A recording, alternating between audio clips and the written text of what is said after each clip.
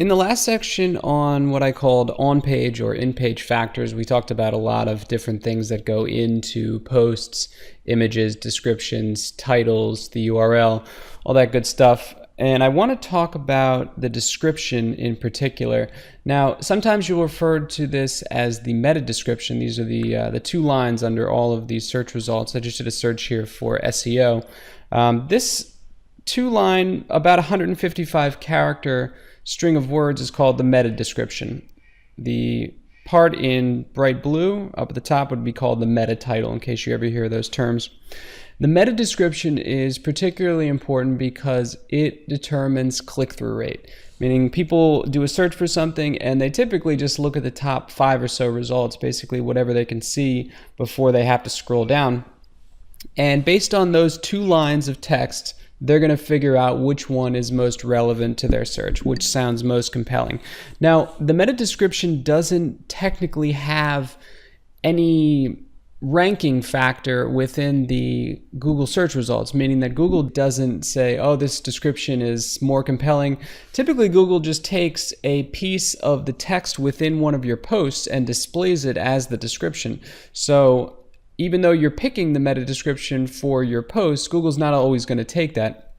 But just in case they do take your meta description, you want to have something that's going to make people click, right? You want to make it just like you would make any headline, right? Because most people only read the headlines before they read stories to decide what they want to read. And most people only read these two lines before they decide on clicking on something. So these two lines don't necessarily have any effect on the search rankings, but they do affect click-through rate because people click on these. And as we saw in the search metrics ranking factors, click-through rate is the most important factor within the search results. So if people keep on clicking on your result and it's the number 3 result, you're eventually going to move up to number 1.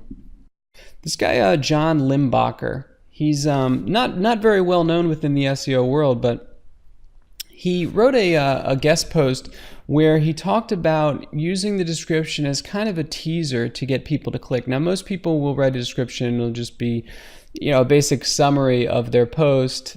And Google will take the first 155 characters, like I said, and then put a little ellipsis here at the end. But what John Limbacher recommends doing is ending your description before Google would. So the best way to improve your SEO ranking is this, and then ...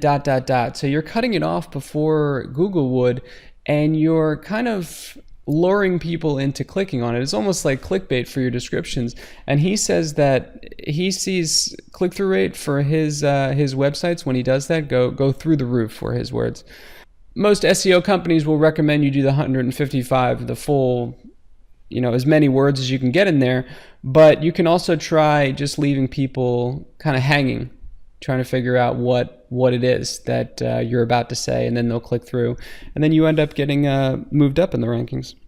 So it's a good little strategy for writing meta descriptions, is not to write as much as you can.